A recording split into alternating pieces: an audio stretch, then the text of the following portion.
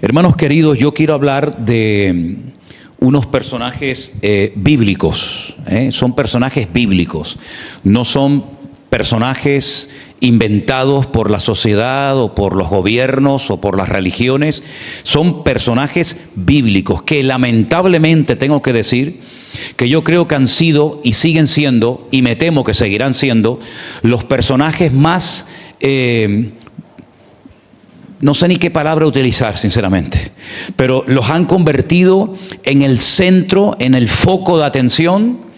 Incluso parece que para lo único que están es para hacer una aparición un par de veces durante unos días en el año y recibir todo tipo de cartas y de peticiones por parte de los niños que están ansiosos por recibir sus regalos. Y vemos en los colegios, vemos en las plazas, vemos en los centros comerciales cómo están sentados en sus tronos y los niños se ponen al lado de ellos, algunos pequeñitos en brazos de ellos, para sacarse fotografías y que alguno de ellos le dé algún caramelo. Lamentablemente esto no tiene absolutamente nada que ver con la información que nos da la Biblia, la palabra de Dios. Estoy hablando de los mal llamados los Reyes Magos. Y digo mal llamados Reyes Magos porque la Biblia no dice que eran reyes. He estudiado en profundidad este tema y estos personajes. Y primeramente, antes de entrar en materia y leer una porción del Evangelio de Mateo, primeramente decir eso, que no son reyes. En ningún momento la palabra reyes aparece en el texto bíblico. Aparece una palabra que es la palabra magoi. La palabra magoi lamentablemente se ha ido deteriorando con el paso del tiempo, hasta el punto que esa palabra vuelve a aparecer en el libro de los Hechos cuando la Biblia hace referencia a un tal Simón el Mago. ¿Se acuerdan? Simón el Mago, que tenía engañada a mucha gente con las cosas y con las magias y con los trucos que hacía. Los magoi o los magos fueron gente muy respetada en la antigüedad. Eran personas que eran fundamentalmente astrónomos, ¿verdad?, que estudiaban las constelaciones, las estrellas, los planetas, etcétera. Y eran personas estudiosas, personas cultas. Luego después pasaron, sobre todo en el imperio persa, a hacer más bien un servicio sacerdotal. En toda ceremonia de nacimientos, de matrimonios, de muertes, etcétera, siempre tenía que haber la presencia de un magoi, ¿vale?, que era una especie de sacerdote, así como una especie de levita, pero en aquella cultura persa. Con el paso del tiempo, pues comenzaron a hacer una mala utilización de sus conocimientos, y de ahí viene todo lo que es la astrología, todo el estudio de los astros, de los signos del zodíaco, etcétera, etcétera. Pero durante muchos siglos fueron personas respetadas, personas cultas, personas, digamos, inteligentes, sabias, que se dedicaban fundamentalmente al estudio de las estrellas, de las constelaciones, como he dicho. No eran reyes, eran magos o magois, eran astrónomos. En segundo lugar, también quiero decir que tampoco la Biblia nos da el nombre. Hoy en día los reyes magos para la gente tienen nombres que son, Isma, que a Isma le gusta mucho esto, esos nombres no aparecen en la Biblia. La Biblia no dice cómo se llamaban. Pero es que lo curioso es que la Biblia tampoco dice cuántos eran. ¿Por qué 3?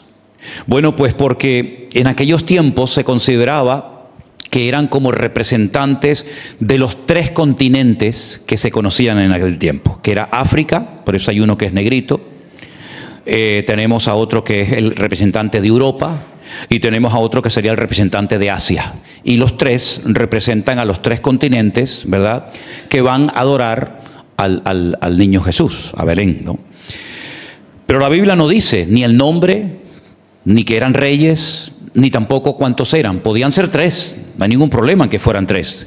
¿De dónde sacan la conclusión de que fueran 3? Pues de la explicación que les acabo de dar.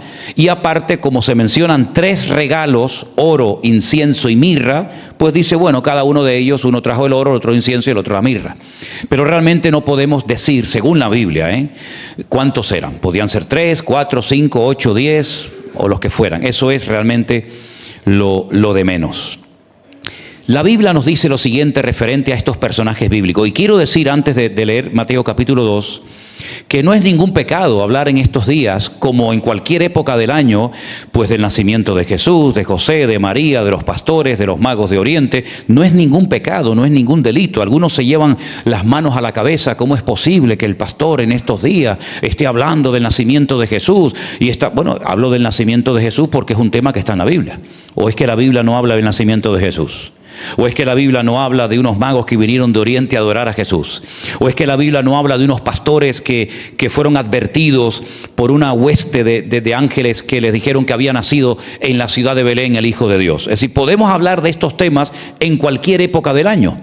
Pero yo quisiera en estos días hablar de estos temas para que la gente sepa realmente quiénes eran estos personajes y a qué vinieron, haciendo un recorrido seguramente de muchos meses hasta poder llegar al lugar donde estaba Jesús. Mateo capítulo 2, verso 1, la historia de estos personajes comienza de la siguiente manera.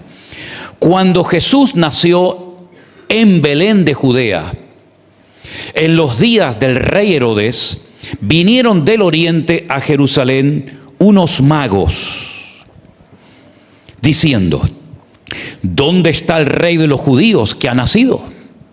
Porque su estrella hemos visto en el oriente y venimos a adorarle. Oyendo esto, el rey Herodes se turbó y toda Jerusalén con él. Y convocados todos los principales sacerdotes y los escribas del pueblo, les preguntó dónde había de nacer el Cristo, el Mesías.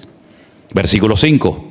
Ellos le dijeron: en Belén de Judea, porque así está escrito por el profeta, se refieren al profeta Miqueas: y tú, Belén de la tierra de Judá, no eres la más pequeña entre los príncipes de Judá, porque de ti saldrá un guiador que apacentará a mi pueblo Israel.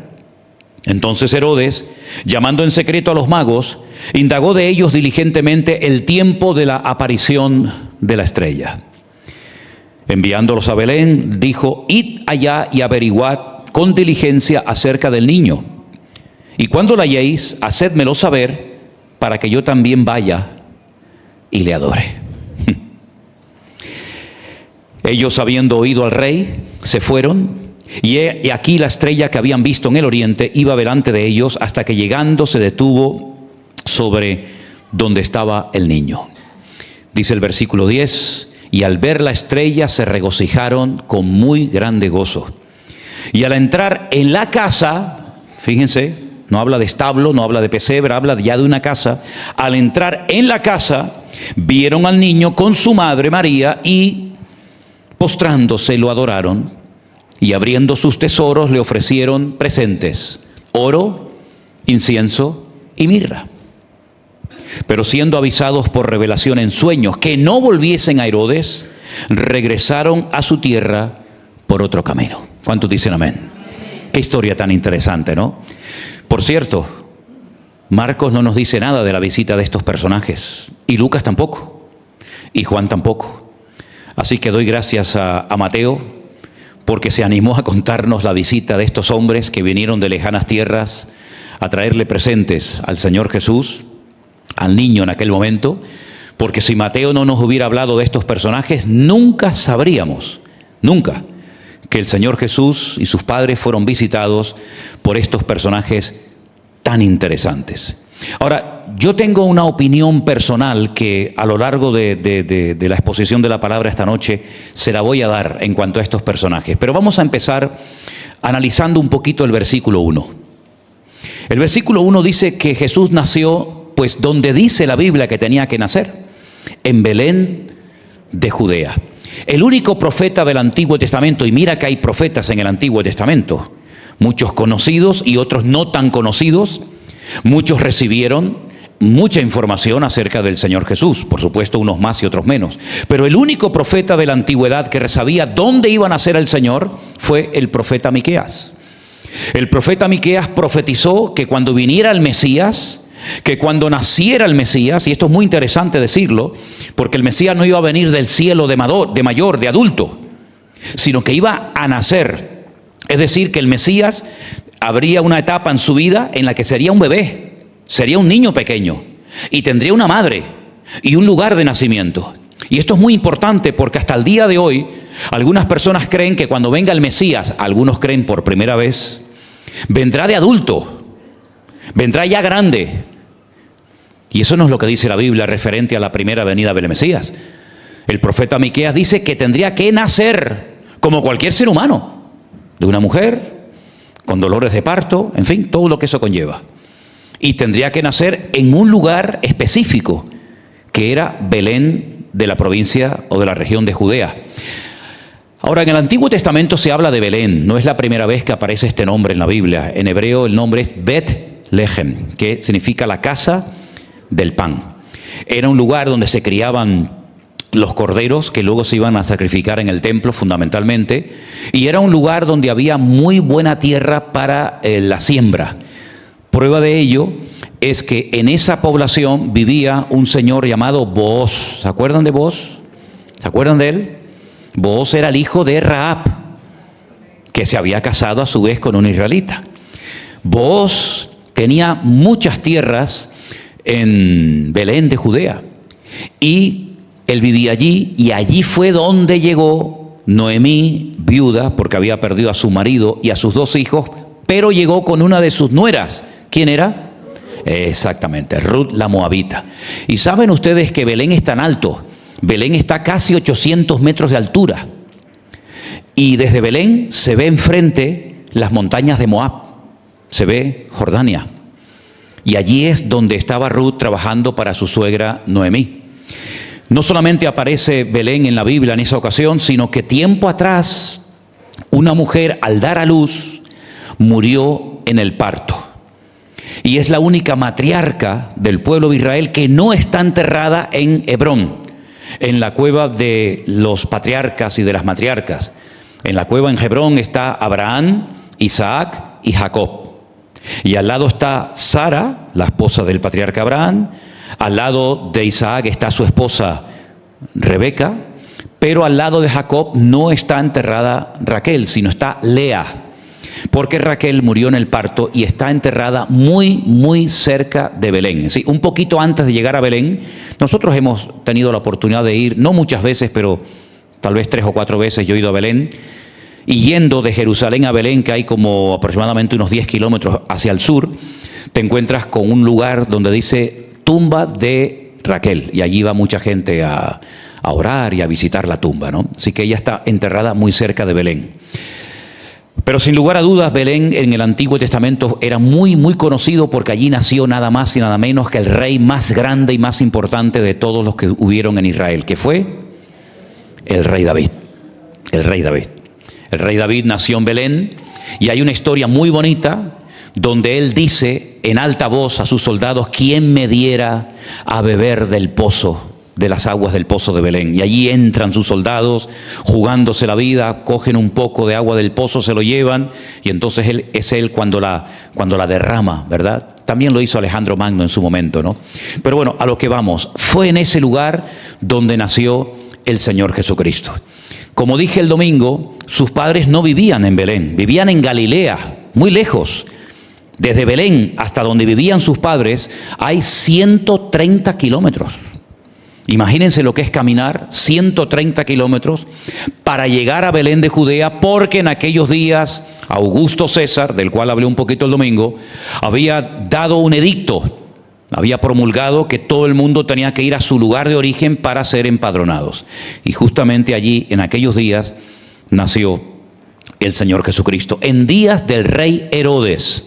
Ahora, si ustedes leen en la Biblia todas las veces que aparece Herodes, ustedes pueden llegar a la conclusión equivocada de que este hombre tenía la vida eterna, porque no muere nunca.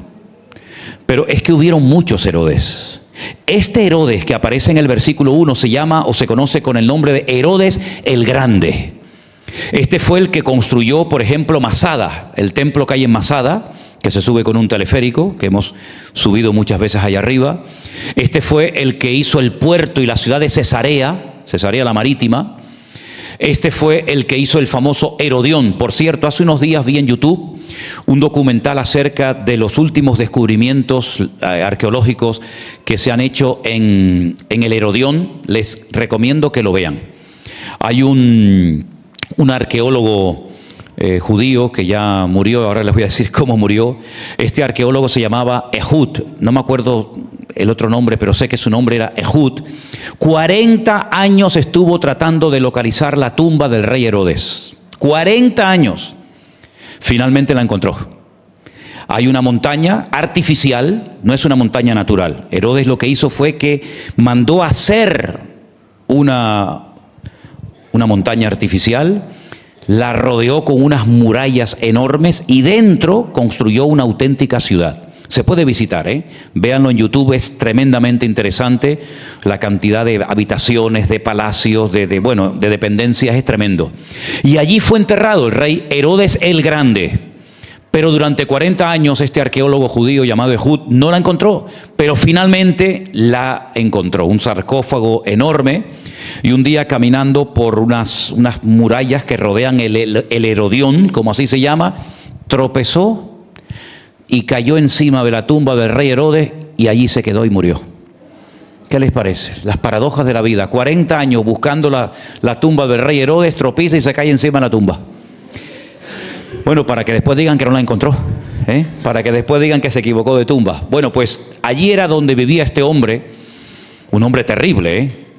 Si ustedes están interesados un poquito en conocer la historia, este era un demonio. Mira, este mató a su madre, se llamaba Alejandra. No hay ninguna Alejandra aquí, ¿no? Mató a su mujer, a Mariana. Mató a 3 de sus hijos, Antípater, Alejandro y Aristóbulo. Los romanos, que fueron los que le pusieron, porque este era idumeo y medio judío, ¿verdad? Lo pusieron los romanos porque se fiaban de él, era cruel. Los romanos decían que un cerdo vivía más seguro que una persona en el palacio del rey Herodes. Era desconfiado, era antipático, era agresivo, era terrible. Como él sabía que era pésimo, era malo, pero malo, lo que hizo fue, sabiendo que nadie iba a llorar cuando muriera, cogió a los sabios y a la gente más importante de Israel, los encerró en una cárcel y dijo: cuando yo me muera, como sé que no van a llorar por mí, quiero que les corten la cabeza a todos. Y así van a llorar. Y la historia dirá que estaban llorando por mí. Este era el rey Herodes. Tú imagínate haber nacido en esa época. Ahora ponte en el lugar de los magos de Oriente que vienen guiados milagrosamente, da igual si fue el cometa Halley, porque lo curioso es que se ha llegado a la conclusión de que en el tiempo en el que nació el Señor Jesucristo, el cometa Halley se veía perfectamente y estaba pasando por aquella región del mundo. Entonces algunos creen que podía haber sido el cometa Halley el que guió a estos magos. Otros piensan que fue una alineación de las estrellas Almitag, Almilán y Mintakah, que se alinearon con una serie de planetas y Júpiter y no sé qué. Bueno, realmente no sabemos exactamente qué fue lo que sucedió, pero estos hombres entendieron que alguien importante había nacido y que había que ir a adorarlo y había que ir a hacer acto de presencia y llevarle presentes, pues como se hacía cada vez que se visitaba a una persona importante, y en este caso un rey. La cuestión está en que ahora imagínense con este personaje siniestro que es capaz de matar a sus hijos, capaz de matar a su madre, capaz de matar a su esposa, capaz de matar a todo lo que se le pusiera por delante. Ahora llegan estos y le dicen: ¿dónde está el rey de los judíos que ha nacido? ¿Saben lo que es decirle a Herodes en la cara? Ha nacido el rey de los judíos y venimos a adorarlo. Pero es que tienen delante de él al que supuestamente en ese momento era el rey de Israel. Se jugaron la vida. Que poco se habla de lo valientes que fueron los magos de Oriente, porque todo el mundo sabía el carácter que tenía Herodes. Todo el mundo sabía perfectamente cómo era este hombre. ¿Cómo se atrevieron a ir a este hombre a decirle: hemos venido a adorar al rey de los judíos porque su estrella hemos visto en el oriente y venimos a adorarlo? Era jugarse la vida. Pero lo hicieron. Lo curioso es que Herodes, que conocía un poco las escrituras porque tenía algo de judío en su sangre, dice que a los principales sacerdotes y a los escribas del pueblo, los profesionales de la religión, y le dice: ¿dónde tiene que nacer el Mesías según las Sagradas Escrituras? Y ellos le dieron la respuesta exacta. Conocían el versículo de memoria. No puede nacer en cualquier parte, tiene que nacer en Belén de Judea, porque así lo dijo el profeta Miqueas en el capítulo 5, versículo 2 de su libro. En Belén de Judea. Y el que nazca en ese lugar que va a ser el Mesías será el guiador del pueblo de Israel y será el que va a apacentar a toda la nación y a todo el pueblo. La pregunta que yo me he hecho al leer este texto, y mira que he leído este versículo y este pasaje no sé cuántas veces, ¿por qué, si ya sabían que había nacido el Mesías, por qué no fue ningún sacerdote ni ningún escriba a ver cómo era el niño, a ver dónde estaba, a comprobar si efectivamente era del linaje de la tribu de Judá? ¿Por qué no fueron los sumos sacerdotes? ¿Por qué no fue una comitiva de los sacerdotes, de los levitas, para comprobar si realmente lo que estaban contando esta gente era verdad? Es que mira, yo he notado en este pasaje que en la época en la que nació Jesús, fundamentalmente hubo tres reacciones. Tres reacciones. Por una parte, el odio de Herodes, porque lo que quería Herodes era matarlo, no quería ir a adorarlo. El odio de Herodes. Por otra parte, la indiferencia total y absoluta de los sacerdotes y escribas. ¿Ha nacido? Sí. ¿En Belén de Judea? Sí. Yo no voy, yo no tengo que ir para nada. Y esos eran los religiosos. Esos eran los que tenían que ir a comprobar. Preferían estar en el templo mirando los pelos de las cabras y de las ovejas. Cumplir con el ritual de los sacrificios que ir a comprobar si realmente había nacido el Mesías. Es que los religiosos son así. Son los que se tragan el mosquito. No. Son los que cuelan el mosquito, eso, y se tragan el camello, ¿verdad? Preferían estar en el templo. Bueno, ya ha nacido, ya iremos. Como dicen algunos cuando los invitamos a los cultos, ¿no? Me lo dijo esta mañana un señor, ya me lo ha dicho 50 veces. Algún día iré. El domingo a lo mejor voy, y me lo lleva diciendo desde el 2003. Algún día. ¿Por qué no fueron los sacerdotes? ¿Por qué no fueron los escribas? Indiferencia total y absoluta. Así que tenemos la reacción del odio de Herodes, la reacción de indiferencia de los sacerdotes, pero la reacción de admiración y de adoración por parte de aquellos hombres que vinieron de lejanas tierras, seguramente viajando durante, no quiero decir años, pero seguro viajaron durante muchos meses, durante mucho tiempo. Y hoy en día seguimos viendo la misma reacción. Unos odian a Cristo, no quieren ni hablar de Él. Porque me hace gracia que cuando vienen los magos de Oriente, en los colegios, en el estadio que van a venir dentro de unos días, o donde sea, vienen los magos de Oriente y han quitado todo el protagonismo del protagonista de la historia, que es el Señor Jesús. Ellos se han posicionado y los actores secundarios han desplazado al actor principal, que fue nuestro Señor Jesucristo. Porque los magos de Oriente, ¿de dónde vienen? ¿Por qué vinieron de lejanas tierras? ¿A quién vinieron a adorar? ¿Por qué fueron hasta Belén de Judea? ¿Qué tiene que ver lo de la estrella? La gente no tiene ni la más remota idea. Yo sé que hay algunos hermanos que nos están viendo de otros países en esta tarde que les sorprende esto de los magos de Oriente, pero es que aquí en España esto está tan arraigado. Yo sé que, por ejemplo, en otros países está lo del Papá Noel, ¿no? Yo me acuerdo de niño lo llamábamos San Nicolás. En Venezuela lo llamábamos San Nicolás. Estaba de Papá Noel, San Nicolás, ¿cómo se llama? Hay más nombres, ¿no? Santa Claus y todo ese rollo. No, el niño Jesús es otro. Ese es otro. Ese es el protagonista. El tema es que en España, el día 6 de enero, si no recuerdo mal, es el día para los niños más importantes del año. Porque es el día en el que vienen los magos de Oriente con sus regalos o con carbón, según haya sido el comportamiento de Natán. Así que a ver lo que te van a traer este año.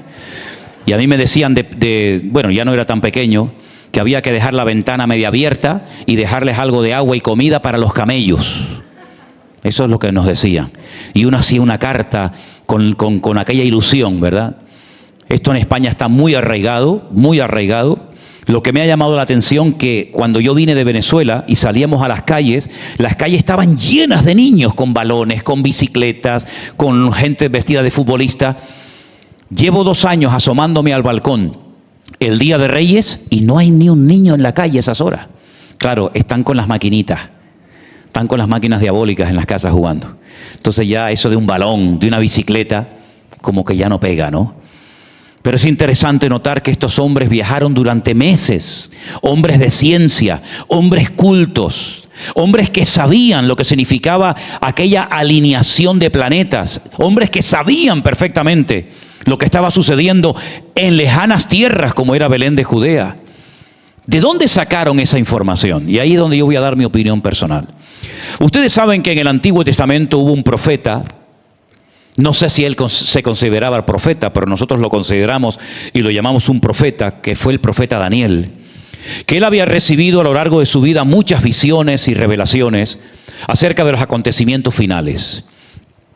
No voy a hablar ahora de todas las visiones y revelaciones y profecías que recibió porque nos llevaría mucho tiempo.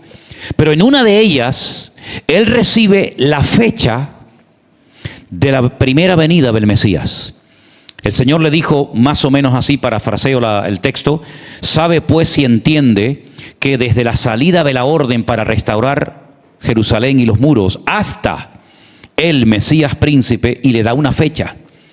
Se podía hacer un cálculo, desde que salieran del cautiverio en Babilonia hasta que apareciera el Mesías, pasarían 483 años o 69 semanas según el calendario hebreo, ¿no? Es decir que cuando salieran del cautiverio en Babilonia, que salieron en varios grupos con Zorobabel, con Nehemías, etcétera, con Esdras, se podía contar y saber cuándo nacería el Mesías. Además se sabía dónde iba a nacer, que era en Belén de Judea. Es interesante notar que el día que el Señor Jesucristo entró triunfalmente a la ciudad de Jerusalén, antes de entrar, se detiene en el Monte de los Olivos, y hay allí una iglesia que se llama la iglesia de la lágrima, que tiene como forma de lágrima, ¿verdad? Donde cuenta la tradición que Jesús se detuvo, y en el altar mayor de la iglesia hay un gallo, o mejor dicho, una gallina arropando a los polluelos, y en latín aparece ese versículo que dice: Jerusalén, Jerusalén, que matas a los profetas y apedreas a los que yo te envío. ¿Cuántas veces yo quise juntar a mis hijos como la gallina junta a sus polluelos y no quisisteis? ¿Verdad? Allí se para el Señor Jesucristo y llora, porque Él sabe que aunque ese día le van a recibir triunfalmente y van a decir aquella frase que se decía solamente cuando viniera el Mesías: Baruch haba Beshem Adonai, bendito el que viene en nombre del Señor. Él sabía perfectamente que esa multitud, que esa masa de gente que le estaba recibiendo con palmas y con vítores ese día, esos mismos, esa misma semana, iban a pedir su vida a Poncio Pilato, el gobernador de Judea. Por lo tanto, él llora, porque él no solamente ve lo que le va a pasar dentro de unas horas, sino él ve lo que le va a pasar a él y lo que le va a pasar a la ciudad. Una destrucción total y absoluta que ocurrió pues unos pocos años después de su profecía, ¿no? En el año 70 después de Cristo. Así que toda esa información acerca de la venida del Mesías y todos los tesoros, porque no se olviden que Nabucodonosor engrandeció muchas veces a Daniel y a sus compañeros, y llegó a ser una persona muy influyente y tremendamente rica. Daniel fue un hombre tremendamente rico y próspero en Babilonia, pero él no tuvo descendencia. ¿Cómo se llamaba la esposa de Daniel? ¿Cómo se llamaron los hijos de Daniel? No lo menciona en la Biblia. Probablemente fuera un eunuco en el palacio del rey, porque esa era la condición para poder vivir en el palacio del rey, donde estaba el harén de todas las esposas del rey. Por lo tanto, él no tuvo descendencia, pero sí compartió toda la información. Sí compartió todo lo que él había recibido de parte del Señor en revelación, y algunos opinan que esa fortuna de oro, de incienso y de mirra, especies tremendamente valoradas y caras en aquella época, y aquellas personas sabían que había nacido en Belén de Judea el Mesías, el Hijo de Dios, por toda la información que probablemente recibieron de los mismos labios del profeta Daniel. La mayoría de los comentaristas dice o vinieron de lo que es la zona de Babilonia, lo que es hoy en día Irak, entre el río Éufrates y Tigris, lo que se llama la Mesopotamia, o pudieron venir tal vez de Persia, que es el país de Irán en la actualidad, país que también conoció como imperio Daniel, porque él sobrevivió al imperio babilónico y conoció el imperio de los medas y de los persas.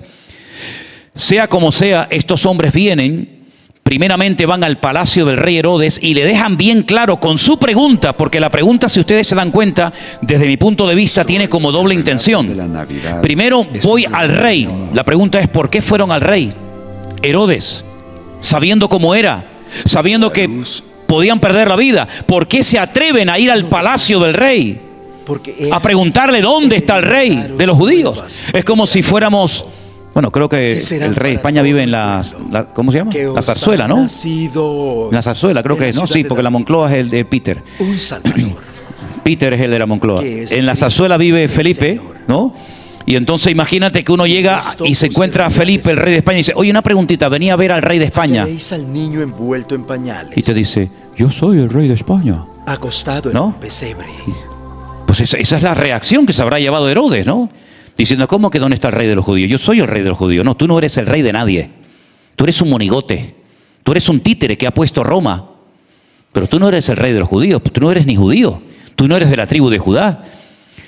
Se jugaron la vida. Pero al mismo tiempo le están diciendo al rey en su cara que tú no eres el rey y que el verdadero rey ha nacido hoy en esta ciudad donde tú vives.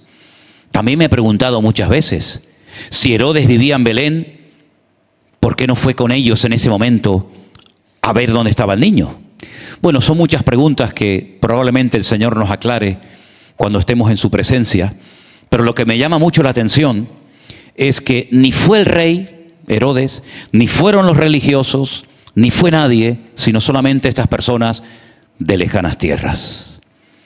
Y cuando llegaron, ya el niño no estaba en un establo, en un pesebre, como vimos el domingo pasado cuando Jesús nació, sino que ya han pasado, se calcula, como 2 años aproximadamente.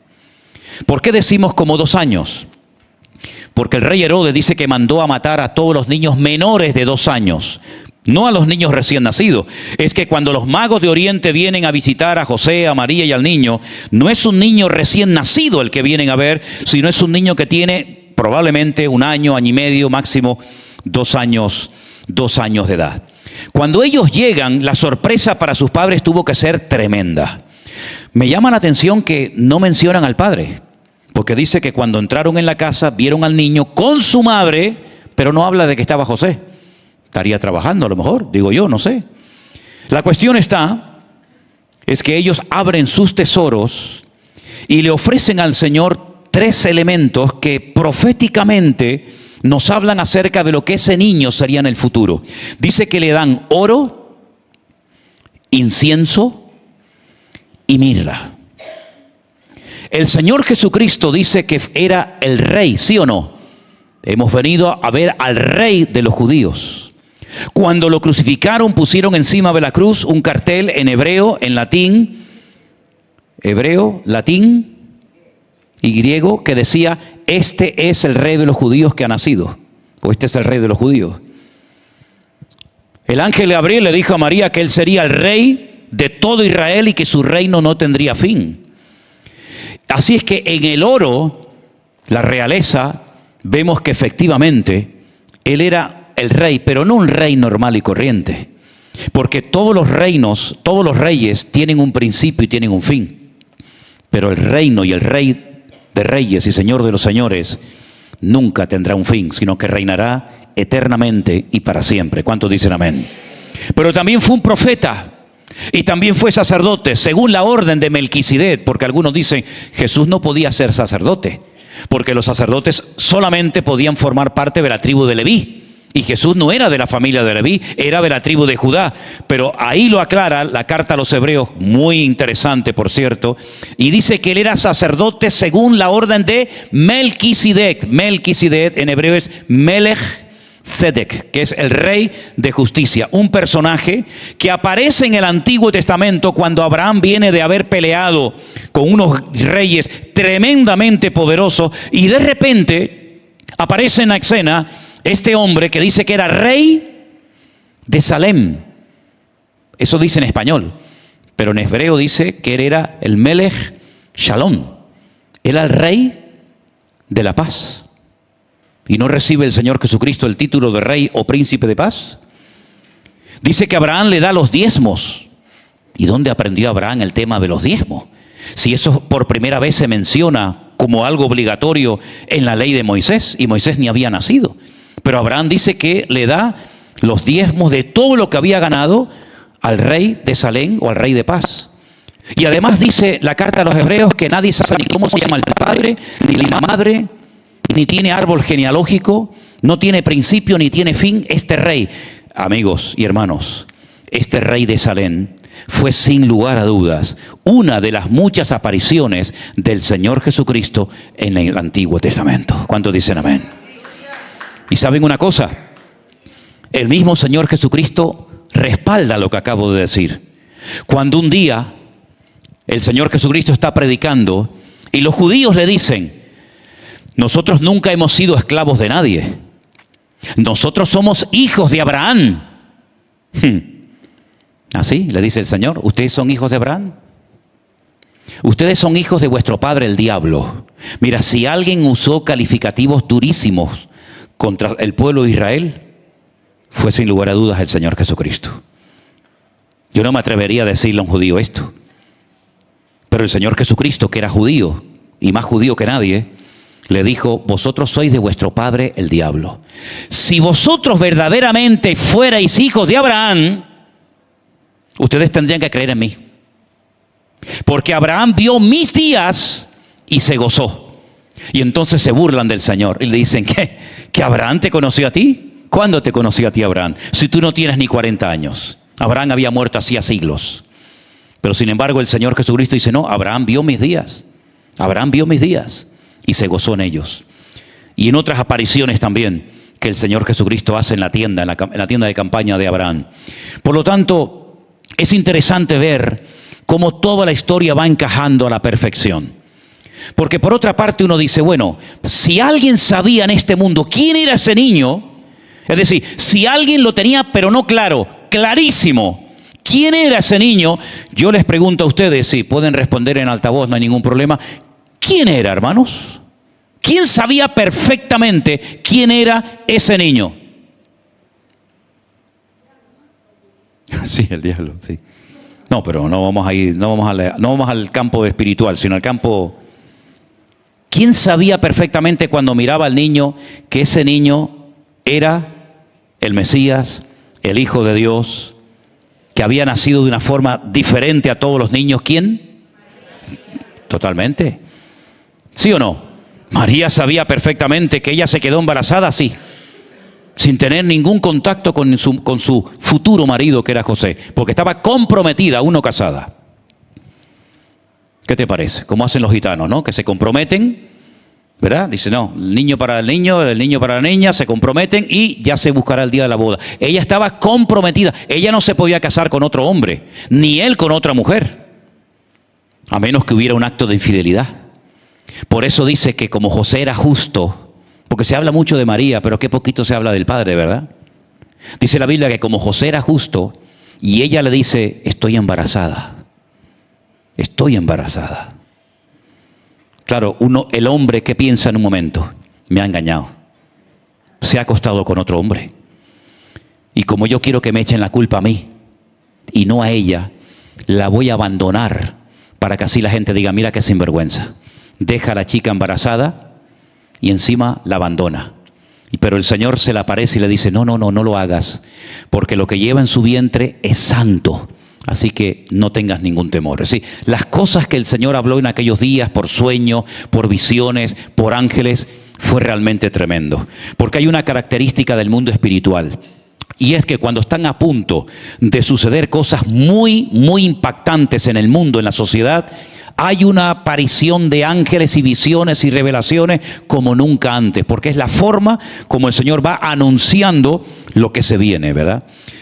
Ahora, María sabía perfectamente que ese niño era el Hijo de Dios, que ella quedó embarazada, como le dijo el ángel Gabriel, por obra y gracia del Espíritu Santo. Lo quieran creer o no, eso es lo que dice la palabra de Dios y eso es lo que creemos. Amén, hermanos. Amén. Muy bien. Ella no tenía ninguna necesidad de que unas personas de Oriente vinieran para confirmarle que él era el rey de los judíos y venimos para adorarle porque su estrella hemos visto en el Oriente. Ella no tenía necesidad de que nadie le dijera que él era el rey o iba a ser el rey de los judíos, porque ella sabía perfectamente que ese niño era un niño especial. Todas las madres de Israel, escuchen bien esto porque esto es la verdad, todas las madres de Israel soñaban con tener algún día, con parir algún día al Mesías, al Redentor de Israel. Cuando nacía un niño en Israel, enseguida la madre, enseguida lo primero que pensaba, ¿será este el Mesías? ¿Será este el Redentor? Pero ella no tenía ninguna duda. Ella sabía que ese niño tenía un propósito especial porque ya el ángel Gabriel se lo había dado. No tengo tiempo ahora, pero lean ustedes el mensaje que Gabriel le da a María y le da 7 profecías. 7 profecías. No temas, María, has hallado gracia ante los ojos de Dios. He aquí que darás a luz un hijo, será su nombre Emmanuel, será grande, reinará sobre la casa de Jacob para siempre. Sí, 7 profecías, de las cuales 4 se han cumplido. Es una tarea que les pongo, háganlo ustedes. Quedan 3 por cumplir. ¿Para qué tienen que venir los magos de Oriente a decir hemos visto su estrella en el Oriente y venimos a adorarlo porque sabemos que Él es el Rey? Es que los magos de Oriente no vinieron solamente para adorar al niño, sino que cumplieron una función fundamental, y es lo que dice la Biblia en uno de los primeros versículos que yo aprendí de memoria en mi vida, que es Filipenses 4:19, que dice: mi Dios, pues, suplirá todas vuestras necesidades conforme a sus riquezas en gloria en Cristo Jesús. Ellos van a tener que huir. Ellos no pueden permanecer ni un minuto más en ese lugar. ¿Por qué? Porque Herodes le ha puesto precio a la cabeza del niño. De hecho, muchos niños murieron. Dice la Biblia, por ejemplo, en el capítulo 2,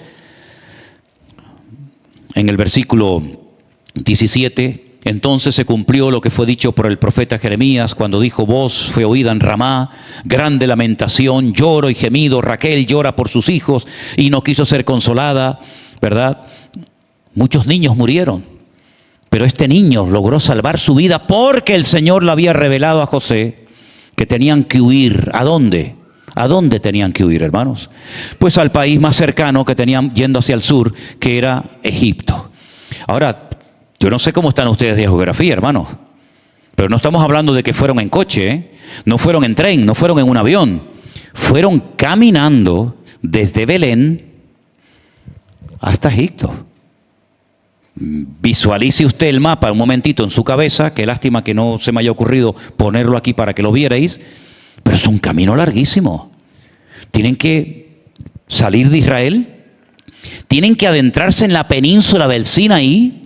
Probablemente habrán entrado por la franja de Gaza, ¿verdad? Por la franja costera de Gaza. Sea como sea, se tuvieron que meter por el desierto de la península del Sinaí hasta llegar a las ciudades habitadas de la época. Y bueno, si logran llegar con una criatura de 2 años, este hombre es un extranjero. Los egipcios no guardan un buen recuerdo de los hebreos, de los judíos. ¿Por qué? Porque siglos atrás, por culpa de este pueblo, nuestro país quedó totalmente destruido. El faraón murió, el heredero murió, las plagas destrozaron los animales, destrozaron los campos, las cosechas. Este pueblo nos destruyó, y ahora viene un judío, un extranjero, a habitar entre nosotros. No es nada fácil, ¿eh? Pero tan bíblico es quédate en tu sitio como tan bíblico es huye de este lugar a otro lugar. No huyeron por cobardía, huyeron porque el Señor les dijo que lo tenían que hacer. Qué curioso, ¿no? A unos les dice que salgan corriendo de Egipto y a otros les dice el Señor: tienes que volver a Egipto. Pero es que había una profecía que decía: de Egipto llamé a mi hijo. Oseas capítulo 11, verso 1. De Egipto llamé a mi hijo. Claro, tiene una doble interpretación, porque también es verdad que la Biblia dice que Israel es como el hijo del Señor, pero por otra parte también el Señor Jesucristo, como el unigénito del Padre, también fue llamado de Egipto. 2 años estuvieron en Egipto, 2 años. Una pregunta: ¿dónde vivieron? ¿De dónde sacaron dinero para alquilar una casa? ¿Y para comer? ¿Y para ponerse ropa? Los magos de Oriente trajeron oro, incienso y mirra para que estuvieran tranquilos 2 años, para que después pudieran volver, pero dice que como tenían todavía cierto temor, se fueran a vivir a otro lugar llamado Nazaret. No fueron a Galilea, no fueron a Belén, se fueron a otro lugar llamado Nazaret, y de ahí viene lo de Jesús de Nazaret, porque fue criado en aquella zona. ¿Os dais cuenta todos los detalles cómo están controlados por el Señor? Ahora, mi pregunta es, ¿hoy en día el Señor tiene sobre nuestras vidas el mismo control que tenía hace 2000 años? ¿Sí o no? Lo controla todo, lo sabe todo. A veces nosotros nos rompemos la cabeza, decimos, Señor, ¿cómo voy a pagar esto? ¿Cómo voy a pagar lo otro? ¿Y cómo voy a poder pagar esta factura? ¿Y cómo voy a hacer esto? El Señor tiene todo bajo control. ¿Nació el Señor Jesucristo en Belén de Judea, sí o no? Nació, hermanos, nació. Pero es que no podía nacer porque las probabilidades eran remotas, porque es que sus padres no vivían allí. ¿Cómo se va a ir 130 kilómetros caminando una mujer con un barrigón así? Pues se fue. Porque había un edicto, era una ley, era una obligación tener que ir al lugar de origen. Imagínense ustedes el barrigón que tenía hasta el otro día aquí doña Agus. Imagínense con ese barrigón que se tenga que ir caminando 130 kilómetros. Eso no hay quien la aguante. Pero mira cómo el Señor utilizó a César Augusto, que no sabía nada de las profecías de la Biblia, para que tuviera que movilizar a millones de personas y sobre todo a José y a María y llegar al día exacto del nacimiento del Señor Jesús. Mira cómo el Señor tenía todo preparado de antemano para que José y María pudieran huir a Egipto y estar tranquilitos 2 años sin tener que preocuparse por los aspectos económicos. Ese es nuestro Dios. Alguien se había quedado con las ganas de aplaudir, pues apláudanle ahora al Señor, porque ese es nuestro Dios, querido hermano. Ese es nuestro Dios, aleluya. El Dios que lo sabe y lo controla todo. Mira, termino diciendo esto. Hay una fiesta en el calendario judío que la llaman, ustedes saben, el Yom Kippur. Es el día en el que el sumo sacerdote entraba al lugar santísimo, como ya les he explicado muchas veces, para presentar el sacrificio. Luego el sumo sacerdote salía, extendía las manos hacia el pueblo, los bendecía, etcétera, etcétera. Muy bien. Miren, hermanos, el Señor Jesucristo, que lo sabe, que lo conoce y que lo puede todo, se va a encargar de todos y de cada uno de nuestros detalles. No le va a faltar a nuestra vida nada. Ellos creen que en ese día Dios juzgaba al mundo y lo siguen creyendo hoy en día. Ellos días antes llaman por teléfono, escriben cartas, te visitan pidiéndole perdón a la gente que ellos creen que han ofendido. Tienen unas oraciones especiales, que yo las tengo por ahí en mi casa escritas, que las dicen por si acaso han hecho una promesa y no la han cumplido. Es decir, intentan ponerse lo mejor delante del Señor. Pero lo que me llama la atención es que ellos tienen una costumbre que dicen que ese día, el día del Yom Kippur, Dios decide lo que en el próximo año te va a pasar con tu vida. Ahí Dios decide cuánto vas a ganar, todo lo que te va a suceder. En ese día Dios hace como un balance de lo que ha sido tu vida y dice, bueno, de aquí al próximo año a este hombre le va a pasar esto, esto y esto y esto. Es una costumbre, es una tradición que ellos tienen. Sea como sea, lo que sí creemos y tenemos la seguridad absoluta de que si estamos en línea con el Señor, en orden, en obediencia, en santidad, alineados con Él, los que amamos a Dios, todas las cosas nos van a ayudar a bien. José tuvo que cerrar su carpintería, tuvo que cerrar su pequeño negocio, sus herramientas, lo tuvo que dejar todo, su casa, su herramienta, todo. ¿Pero por qué? Porque el Señor lo movió. Y dice la Biblia que cuando uno cree en el Señor, el que mueve a esa persona es el Espíritu de Dios.